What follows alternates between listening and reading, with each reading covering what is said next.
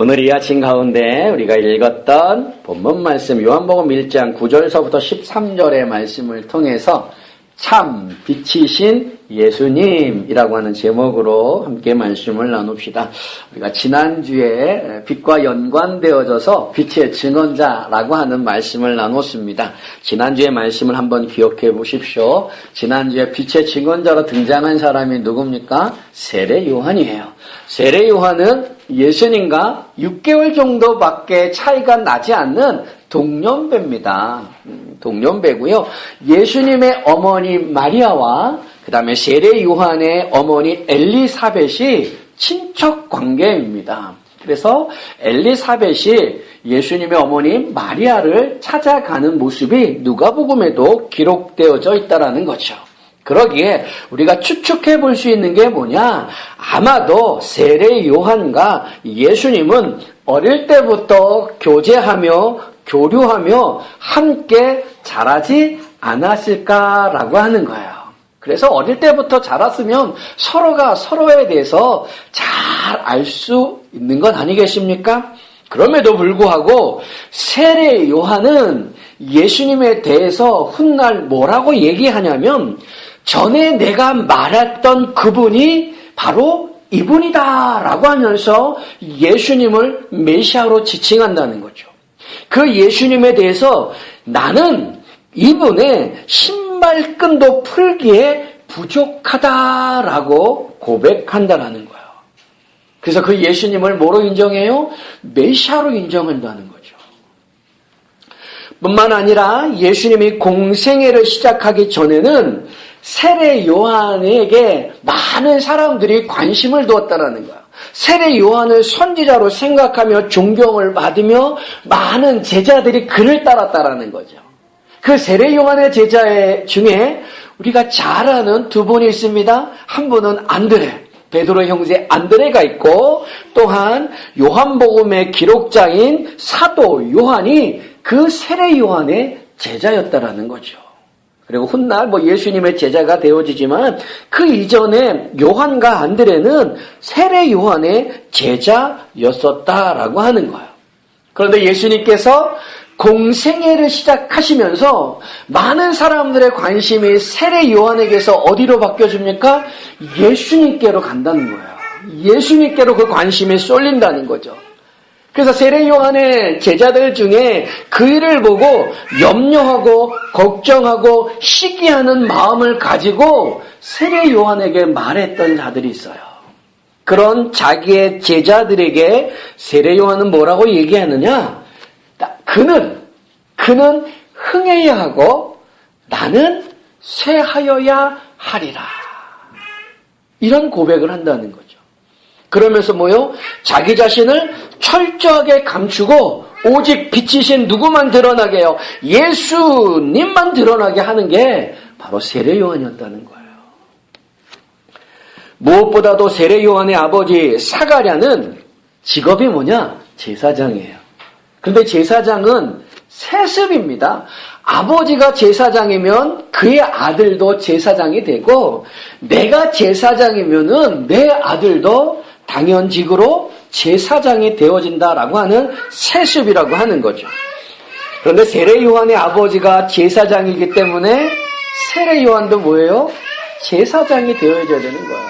한마디로 그는 제사장 가문의 후손이었다라고 하는 거죠. 그런데 제사장들은 어디서 주로 활동해요? 화려한 헤롯 성전에서. 그리고 그 제사장의 권위가 있는 예복을 입고 뭐 하는 거예요? 제사를 진행하는 거예요. 더불어 뭐 합니까? 기름진 제사 제물을 먹으면서 그 당시의 제사장들은 기득권층이에요.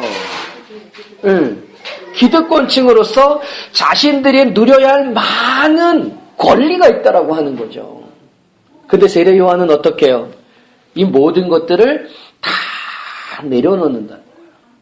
하나님께로부터 보냄을 받은 빛의 증언자로서 세례 요한은 그런 자신의 기득권들을 다 내려놓고 화려한 회로 성전이 아닌 요단강과 광야에서 주로 생활하며 그 다음에 제사장의 권위가 있는 그 예복 대신에 낙타 털옷을 입었고요. 기름진 제사 제물 대신에 메뚜기와 속청을 먹으면서 철저하게 빛의 증언자로서의 삶을 살았다는 거죠. 그리고 어떻게 돼요? 빛의 증언자로서 살다가 그 끝이 뭐냐? 참수당하는 거야. 죽는 거예요. 목뱀을 당하는, 죽임을 당하는 게 세례 요한의 삶의 모습이었다라는 거죠. 근데 그 세례 요한을 성경이 뭐라 그래요? 빛의 증언자로 하나님께 보냄을 받은 자다라고 말한다는 거예요. 그런데 성경은 그 세례 요한만 빛의 증언자로 말씀하는 것이 아니라 우리도요, 우리도 땅끝까지 이르러 뭐가 되라 그래요? 내 증인이 되라. 성경은 우리도 빛의 증언자로서의 삶을 살기를 요구한다는 거죠. 오늘날 우리가 빛의 증언자로서의 삶을 산다라고 하는 건 무엇이겠습니까?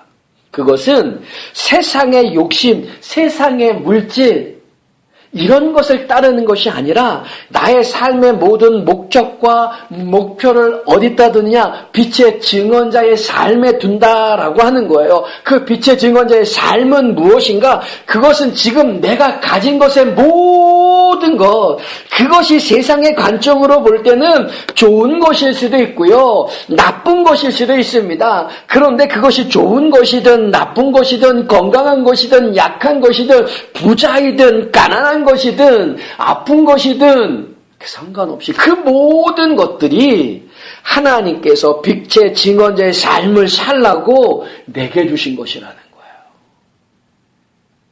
그러니까 지금 우리의 모든 환경과 내게 있는 그 모든 것들이 다 뭐냐?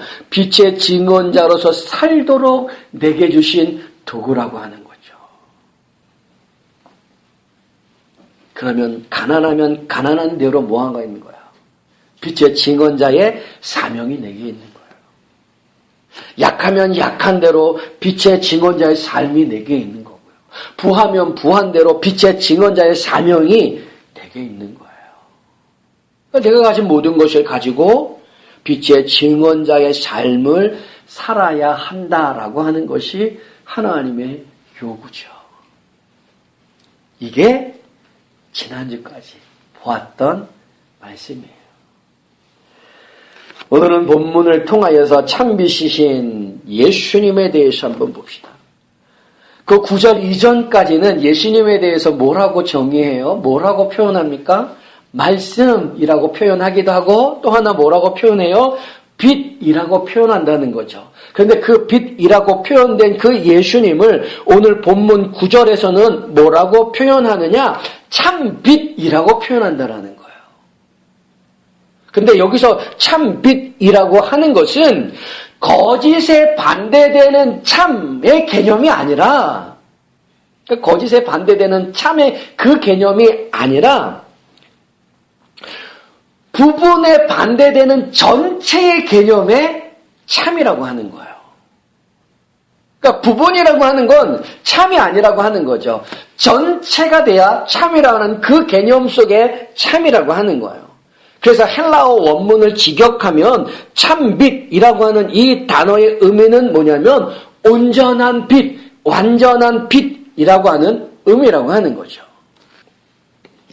그러니까 예수님은 부분적으로 밝혀주는 빛이 아니라는 거예요. 예수님은 부분적으로 밝혀주는 빛이 아니라 본래부터 있었던 온전한 빛, 원래부터 있었던 완전한 빛이라고 한다는 거죠. 근데 무엇에 대한 온전한 빛인가? 바로 하나님에 대한. 하나님에 대해서 온전하게 깨닫게 하고 알게 하고 나타나게 하고 보게 하는 빛이라고 한다는 거예요. 이게 뭔 말이냐? 세상의 모든 만물에는 담겨져 있는 게 있어요. 그게 뭐냐? 하나님의 영광이 담겨져 있다는 거죠. 하나님께서 천지 만물을 창조하십니다. 그것이 물질적인 것이든 영적인 것이든 존재하는 모든 것에는 뭐가 담겨져 있냐면 하나님의 영광이 담겨져 있다는 거예요. 인간에게도 마찬가지입니다. 인간에게도 뭐가 있습니까? 하나님의 형상과 모양대로 창조된 존재입니다. 그런데 그 하나님의 형상과 모양대로 창조된 우리 인간에게도 뭐가 있냐면은 하나님의 영광이 담겨져 있다는 거예요. 그래서 푸른 하늘을 바라보면서 하나님께 감사, 하나님께 영광이라고 하는 찬양이 나오는 거고요. 자그마한 꽃 하나를 바라보면서도 하나님의 영광을 생각하는 거고요. 자그마한 벌레를 하나 바라보면서도 그 벌레가 가지고 있는 하나님의 하나님 되심을 드러나는 영광의 모습이 그 안에 담겨져 있다라고 하는 거예요. 세상의 만물도 그런데 하나님의 형상과 모양대로 창조된 인간에게 큰 하나님의 영광이 담겨져 있는 거죠. 그런데 인간이 죄를 범함으로 말미암아 어떻게 되어집니까? 우리 창세기 성경 공부하면서 아직 거기까지는 안 나갔지만 창세기에 보면은 뭐예요? 그 아담과 하와가 범죄함으로 뭐 했다 그래요? 벗음으로 부끄러워했다라 그래요. 그들은 본래부터 뭔가를 잊고 있지 않았다라는 거죠. 그런데 벗은 것으로 인하여서 부끄러워한다라고 하는 거예요. 뭐가 벗겨졌을까? 바로 하나님의 영광이라고 하는 거예요. 그런데 그 하나님의 영광이 인간이 범죄함으로 인간에게만 하나님의 영광이 깨어지고 벗어진 것이 아니라 모든 만물 속에 담겨져 있는 그 하나님의 영광도 깨어져 버리는 거예요. 근데 사라진 건 아니에요. 없어진 건 아니에요. 깨어져 버린 거예요. 유리컵이 있어요. 이렇게 온전한 모형을 가지고 있잖아요. 근데 딱 떨어져서 깨어져 버려요. 그러나 그 안에는 여전히 유리로서의 뭐가 있어요? 그 모습은 가지고 있어요. 컵의 모양은 깨어져 버렸지만 유리로서의 그 모양은 가지고 있다라는 거죠. 성질은 가지고 있다라는 거예요. 인간이 범죄함으로 인간과 그 인간의 다스림의 위임, 하나님으로부터 다스림의 위임을 받았던 그 인간, 그래서 모든 만물은 인간의 다스림을 받아야 하는데 인간이 범죄함으로 인간에게 다스림을 받은 천지 만물의 모든 것들도 하나님의 영광이 깨어져 버린다는 거예요. 그러니까 부분적으로만 하나님의 영광을 볼 수 있다는 거예요. 알 수 있다는 거예요. 깨달을 수 있다는 거예요.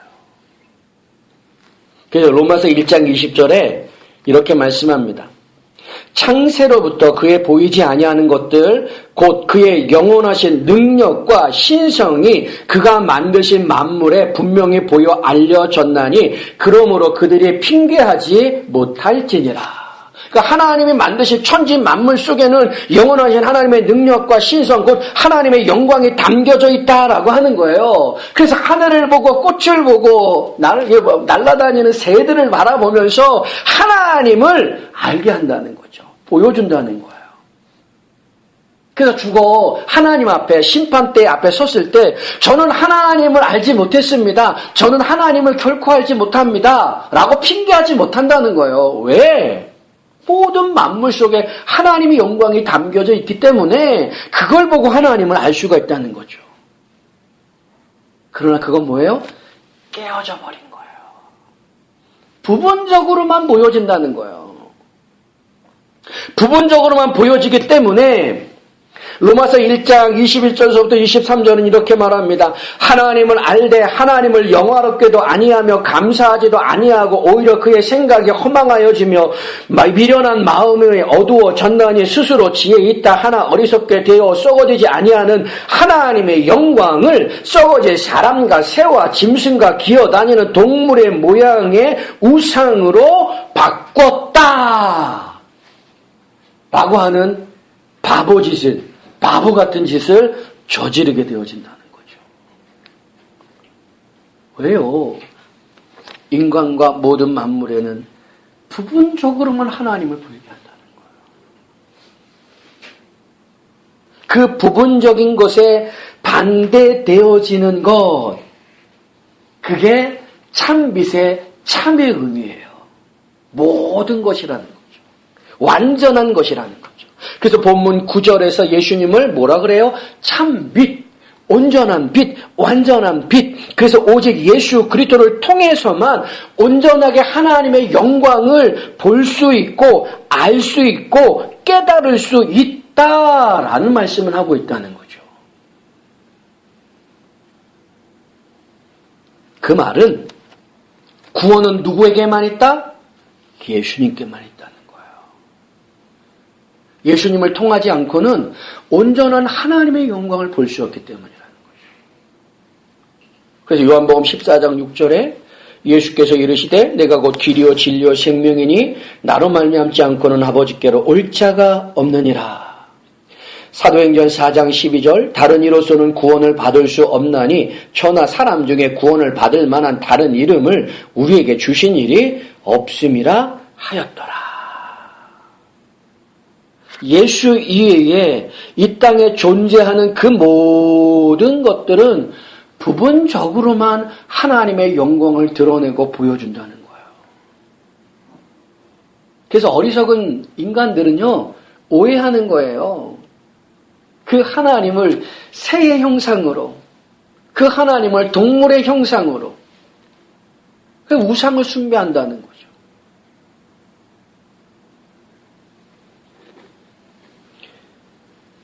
그러나 성경은 참빛인 예수님을 말씀해요. 예수님만이 온전하게 하나님의 영광을 드러내어 보여주는 분이라는 거예요. 그 참빛인 예수님께서 세상에 와서 각 사람에게 비추는 빛이 되셨습니다. 그게 9절의 말씀이에요. 참빛 곧 세상에 와서 각 사람에게 비추는 빛이 있었나니. 그런데 세상은 어떻게 반응합니까? 10절과 11절 말씀 보세요. 그가 세상에 계셨으며 세상은 그로 말미암아 지은 바 되었으되 세상이 그를 알지 못하였고 자기 땅에 오매 자기 백성이 영접하지 아니하였다라고 말씀합니다. 예수님이 어떤 분이에요? 세상이 그분으로 말미암아 창조되어지고 지은 바 되었다라는 거죠. 그 얘기는 뭐예요? 그 모든 것의 주인이 누구라는 거예요? 우리 주님이요. 그럼에도 불구하고 세상은 그 예수님을 알지 못한다는 거예요. 예수님을 영접하지 못한다는 거예요. 생각해 보세요. 집에서 키우던 강아지도 나를 알아보지 못하면은 어때요? 서운해요. 그렇지 않아요? 어릴 적에 키웠던 강아지 한 마리 있어요. 이사 가게 돼서, 좀 한 1년, 2년 키웠어요. 이사 가게 돼서 그 강아지를 다른 사람한테 주고, 이제 이사 갔어요. 근데 이제 그 강아지가 보고 싶어서, 그 강아지 준 집에 나중에 놀러 갔는데, 이 강아지가 저를 못 알아봐요. 못 알아보고, 막 하고, 저를 보고 막 짖어요. 아니, 내가 그렇게 이뻐하고, 보고 싶어서 왔는데, 저를 못 알아보고, 멍멍멍하고 짖는단 말이에요. 그 마음이 어떨까요? 서운하죠. 아, 이 녀석이 나를 못 알아봐? 뭐 얼마나 지났다고 날 못 알아봐? 그런 마음이 들잖아요. 그런데 세상은 주님으로 말미암아 지은 바 되었는데 주님을 알지 못하고 영접하지 못한 모습에 주님의 마음은 어떠하셨을까요? 그러면 왜 세상은 예수님을 알지 못하고 영접하지 못했을까요? 그분은 참빛이잖아요. 하나님에 대해서 온전하게 그 영광을 드러내는 분이잖아요. 그리고 세상은 그분으로 말미암아 지은 바 되어졌어요. 근데 세상은 주님을 몰라요. 영접하지 않아요. 왜요? 둘 중에 하나예요. 하나는 볼 수 있는, 그 참빛을 볼 수 있는 눈이 없거나, 또 하나는 눈은 있으되 보기를 원치 않는다라는 거죠. 고린도후서 4장 3절과 4절에 이렇게 말씀합니다. 만일 우리 복음이 가리웠으면 망하는 자들에게 가리운 것이라 그 중에 이 세상 신이 믿지 아니하는 자들의 마음을 혼미케 하여 그리스도의 영광의 복음의 광채가 비치지 못하게 함이니라고 말씀합니다. 그러니까 볼 수 있는 눈이 없다는 얘기예요. 예수님의 참배되심을 볼 수 있는 눈이 없다는 거예요. 그걸 세상의 신이 믿지 못하게 한다는 거죠. 보지 못하게 하는 거예요. 그러니까 볼 수 있는 눈이 없다는 거예요. 고린도전서 2장 13절에서 14절의 말씀, 우리가 이것을 말하거니와 사람의 지혜에 가르친 말로 아니하고 오직 성령이 가르친 것으로 하니 신령한 일은 신령한 것으로 분별하느니라. 육에 속한 사람은 하나님의 성령의 일을 받지 아니하나니 저희에게는 미련하게 보이며 또 깨닫지 못하나니라고 말씀한다는 거예요. 그러니까 볼 수 있는 눈이 없다는 거예요. 그래서 참빛으로 오신 그 예수님을 알지 못한다는 거죠. 아니, 죄를 범한 인간은요, 그 참빛을 본다 할지라도 그 빛 때문에 나의 죄악의 모습들, 나의 수치의 모습들, 나의 추악한 모습들이 드러나기 때문에 아예 반사적으로 그 빛을 거부한다는 거죠. 요한복음 3장 19절서부터 20절의 말씀. 그 정죄는 이것이니 곧 빛이 세상에 왔으되 사람들이 자기 행위가 악함으로 빛보다 어둠을 더 사랑한 것이니라. 악을 행하는 자마다 빛을 미워하여 빛으로 오지 아니하나니 이는 그 행위가 드러날까 함이라. 왜 참빛으로 오신 예수님을 알지 못하고 영접하지 못했을까? 그 예수님, 참빛 대신 예수님을 볼 수 있는 눈이 없다는 거예요. 뭐 때문에? 죄 때문에. 또 하나, 아니 본다 할지라도요, 그 빛 때문에 나의 추악한 모습, 죄악의 모습, 더러운 모습이 드러나므로 반사적으로 그걸 거부하는 거예요. 무시하는 거예요. 알지 못하게, 영접하지 않는다는 거죠. 그래서 그게 세상이에요. 본문 11절에 뭐라 그럽니까? 자기 땅에 오매 자기 백성이 영접하지 아니하였다. 그러나 그 참빛 대신 예수님을 영접하면 어떻게 됩니까? 본문 12절 말씀, 우리가 주일학교 다닐 때 이거 암송하고 그랬을 거예요. 이 부분은 많은 사람들이 알아요. 12절 말씀 뭐라 그래요? 영접하는 자, 곧 그 이름을 믿는 자들에게는 하나님의 자녀가 되는 권세를 주셨다라고 얘기해요. 여기서 권세라고 하는 것은 어떤 힘이나 능력이나 권력을 말하기보다는, 권세보다는 좀 다른 말, 권위의 개념이 더 강하다는 거죠. 참빛인 예수님을 영접하게 되면은 죄인의 신분에서 하나님의 자녀의 신분으로, 신분의 변화로부터 오는 권위가 나에게 입혀진다는 거예요.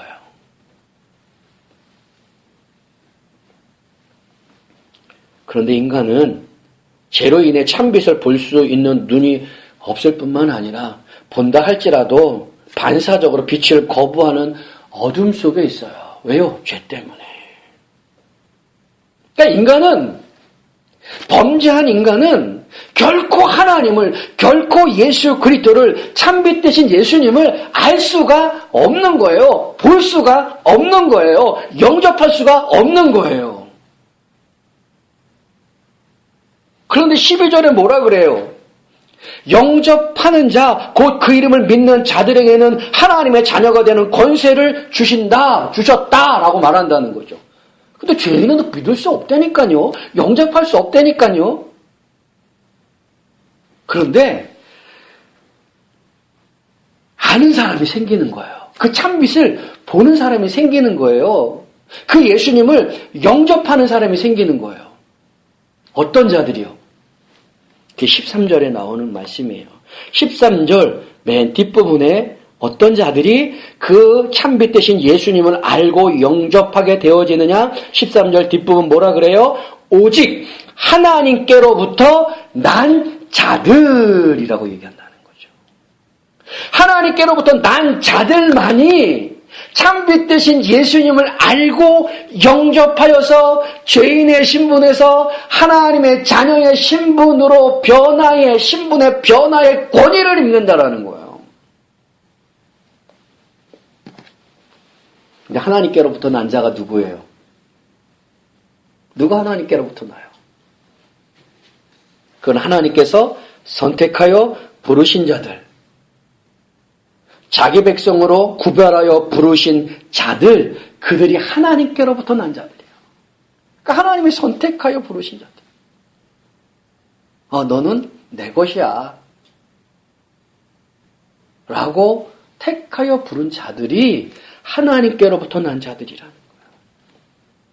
이게 성경 속에 곳곳에서 이런 부분들 우리에게 말씀해줘요. 갈라디아서 1장 15절에 보면 그러나 내 어머니 태로부터 나를 택정하시고 그의 은혜로 나를 부르신 이가 어머니 태에서부터 나를 택정했대요. 나를 선택했대요. 나를 부르셨대요. 그가 하나님께로부터 난 자들. 그들이 뭐예요? 참비신 예수님을 알고 영접하게 되어진다. 이사야서 49장 1절과 5절의 말씀, 섬들아 들으라, 먼 곳 백성들아 귀를 기울이라. 여호와께서 태에서부터 나를 부르셨고 내 어머니 복중에서부터 내 이름을 기억하셨으며. 5절, 이제 여호와께서 말씀하시나니 그는 태에서부터 나를 그의 종으로 지으신 이시오라고 말한다. 낳기도 전에, 태어나기도 전에 하나님이 나를 선택하고 부르셨대요. 예레미야 1장 5절 말씀, 내가 너를 모태에 짓기 전에 너를 알았고 내가 배에서 나오기 전에 너를 성별하였고 너를 여러 나라의 선지자로 세웠노라. 예레미야를 부르실 때 뭐라고 말씀해? 너가 모태에 짓기 전에, 그러니까 아예 엄마 뱃속에 생기기도 전에 하나님은 예레미야를 알았대요. 그리고 그를 불렀대요. 그래서 선지자로 세웠대요. 그게 하나님이 선택하신 자들, 하나님께서 부르신 자들, 그들이 하나님께로부터 난 자들이라는 거예요. 이렇게 하나님께로부터 난 자들만이 참비신 예수님을 알게 되어지는 거죠. 보게 되어지는 거죠. 그리고 영접하는 거예요. 다시 말하면 하나님께서 보게 하지 않으시면 죄인은 참빛을 볼 수도 없고 알 수도 없어요. 가이사랴 빌립보에서 예수님의 제자들에게 물으십니다. 너희는 나를 누구라고 하느냐?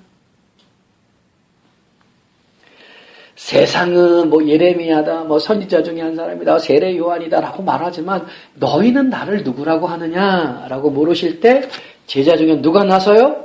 베드로가 털컥 나서면서 뭐라고 고백합니까? 주는 그리스도시요 살아계신 하나님의 아들이십니다.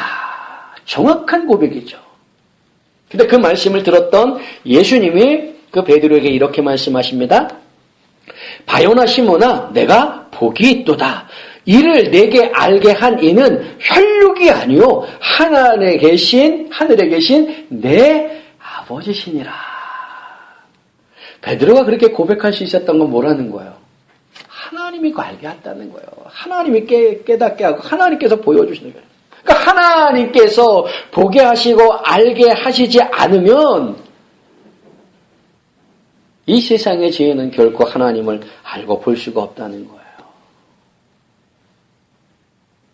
하나님께로부터 난 자들만이 하나님을, 예수님을 알고 영접한다라는 거예요.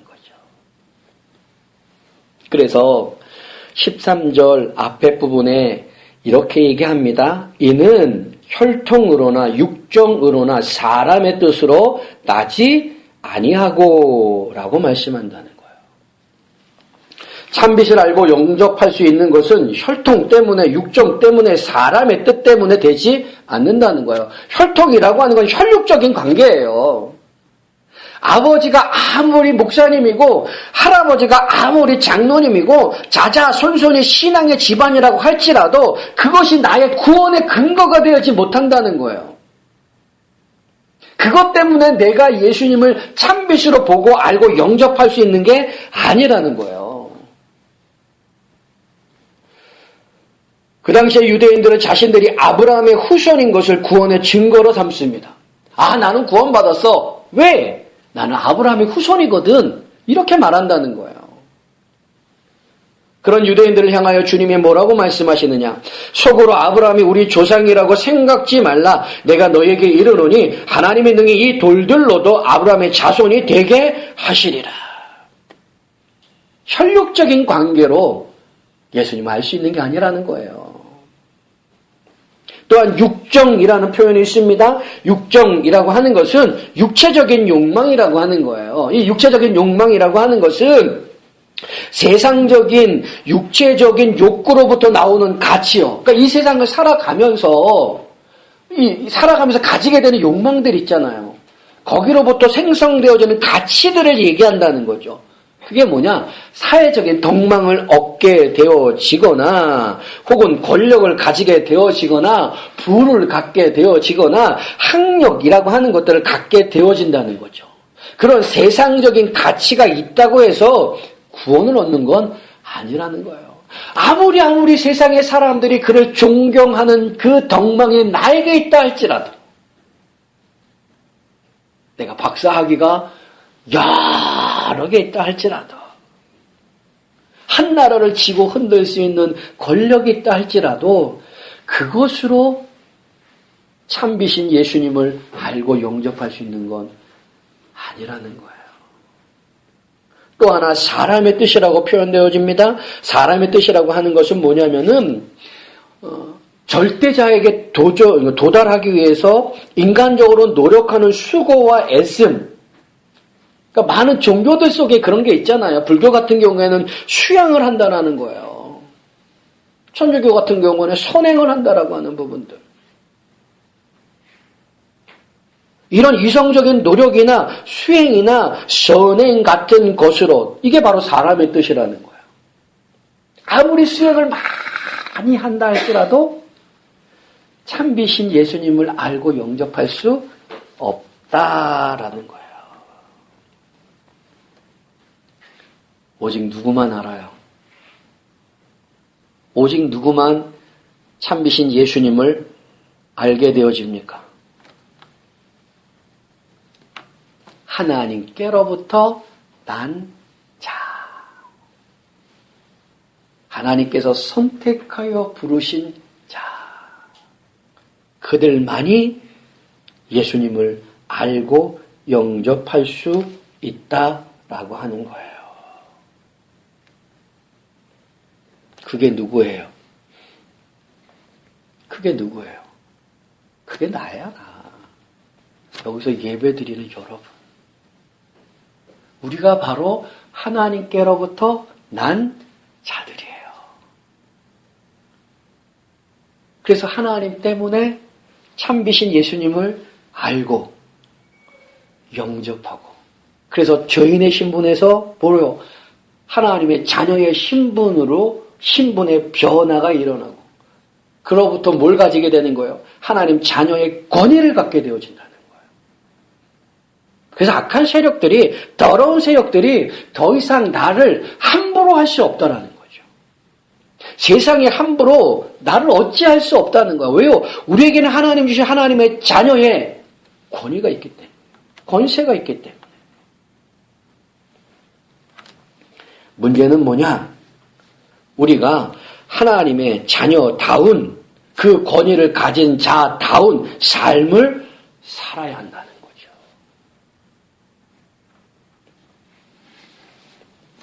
조선에 25대 왕이 있어요. 25대 왕이 누굴까요? 조선의 25대 왕. 철정이라는 분이에요. 들어보셨어요? 예전에 뭐 이분을 대상으로 한 뭐 영화도 뭐 드라마도 많이 만들어졌는데 철종이라는 임금이 25대 왕이에요. 근데 24대 왕인 헌종이라고 하는 이 왕이 후사가 없었어요. 후사가 없이 죽게 되어졌습니다. 그래서 정조대왕 있죠? 그 정조대왕의 이복 동생인 은원군이라는 사람이 있어요. 그 은원군의 손자가 누구냐면 이원범이라는 사람인데 이 이원범이라는 사람이 25대 왕이 되어집니다. 철종이 되어진다는 거예요. 그런데 이 철종, 이원범의 집안은 영모에 휘말렸습니다. 영모에 휘말려서 귀양살이를 해요. 어디? 강화도에서. 그러니까 이원범은 그 영모의 집안의 자녀로서 강화도에서 태어나고 강화도에서 자라고 또 영모를 했던 집안이기 때문에 왕족에서 그 신분이 낮아져 버립니다. 평민으로. 그러니까 이원범은 나면서부터 철종으로 임금이 되어지기 전까지는 평범한 평민으로서의 삶을 강화도에서 살았어요. 그런데 어느 한순간에 왕이 되어지는 거예요. 그러니까 평민의 모습, 신분에서 뭐가 돼요? 왕의 신분이 되어지는 거예요. 왕의 권위를 갖게 되어지는 거예요. 근데 그 왕의 권위를 가진 것으로 끝나는 것이 아니라 뭐 해야 돼요? 궁중에서 계속 살았다면 궁중의 예법이라든가 왕이 해야 될 어떤 그 예법들을 잘 갖추고 배웠을 거 아니에요. 그런데 평민으로 평생 살다가 왕이 됐어요. 19살에. 그러니 그의 삶의 모습이 얼마나 힘들겠어요. 궁중에 가서 왕으로서의 예법을 배워야 하고 궁중의 예법을 배워야 하고 왜요? 왕의 권위를 가져야 하니까 그 권위에 맞는 삶의 모습을 가져야 하니까 얼마나 힘들겠어요. 그리고 그가 얼마나 부단히 그 왕의 권위의 삶을 살기 위해서 노력하고 수고하고 애썼겠느냐라는 거죠.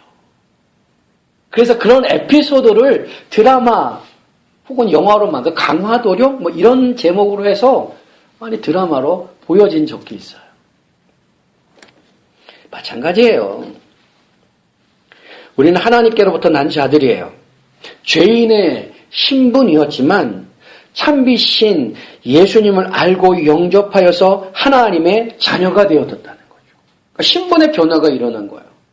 하나님의 자녀의 권위가 내게 있어요. 그래서 우리의 삶은 어떻게 살아야 돼요? 하나님의 자녀의 삶을 살아야 하는데 어떻게 사는 게 하나님의 자녀의 삶이에요? 그게 성경 말씀 따라 사는 거죠. 이 말씀에 순종하며 살아가는 거예요.